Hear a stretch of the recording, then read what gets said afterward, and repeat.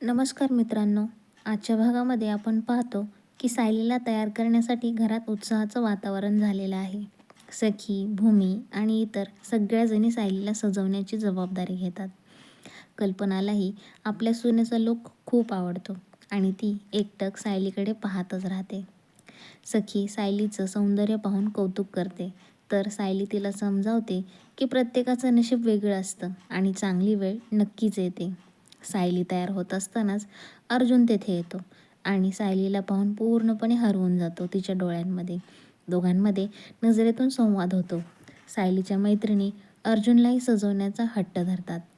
सुरुवातीला अर्जुन दागिने घालायला नकार देतो, पण सायली रागावते आणि अबोला धरण्याचं बोलते त्याला. अखेर अर्जुनला तिच्या आग्रहापुढे माघार घ्यावीच लागते.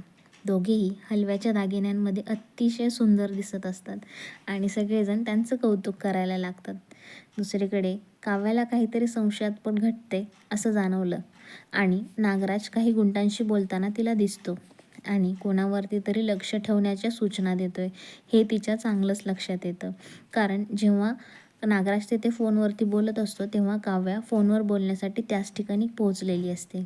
काव्याला हे ऐकून मोठा संशय येतो आणि ती ही माहिती लपवून न ठेवता पुढे सगळ्यांना सांगायचं असा निर्णय घेते. हळदी कुंकवाचा कार्यक्रम सुरू असतो. सायली अर्जुनची पहिली संक्रांत असल्यामुळे त्यांच्यावर विशेष लाड केले जातात. याचवेळी नागराज तेथे येतो. सायली मुद्दाम त्याच्याशी बोलून सुमनबद्दल टोमणे मारते. सायलीच्या बोलण्यामुळे नागराज थोडासा घाबरतो आणि तिथून निघण्याचा विचार करतो.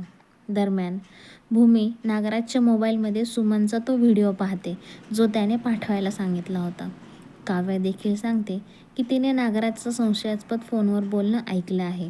तिघी मिळून नागराजच्या मोबाईलमधली व्हिडिओ मिळवण्याचा प्लॅन करतात. सखी फोटो काढण्याच्या बहाण्याने नागराजकडे मोबाईल घेते आणि काव्या हुशारीने त्या मोबाईलमधला महत्त्वाचा व्हिडिओ स्वतःकडे पाठवून घेते. यानंतर काव्या, भूमी आणि सखी अर्जुन सायलीला सगळा प्रकार सांगतात.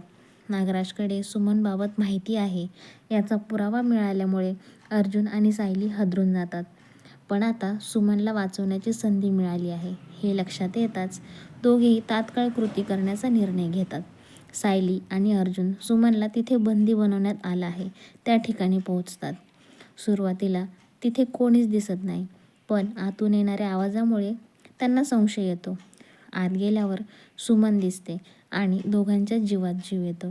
आता सुमनची सुटका कशी होणार, नागराजचं पुढे काय होणार आहे आणि या सगळ्याचा शेवट कसा लागणार आहे हे पाहणं अत्यंत रोमांचक ठरणार आहे. आजचा भाग थरार, भावना आणि मोठ्या खुलाशांनी भरलेला होता. पुढचा भाग नक्कीच जबरदस्त असणार आहे. तर मित्रांनो, आजचा भाग तुम्हाला कसा वाटला ते कमेंटमध्ये नक्की तुमचं मत मला कळवा. तुम्हाला चॅनलवरचे रिव्ह्यू व्हिडिओ जर आवडत असतील तर चॅनलला सबस्क्राईब करायला विसरू नका.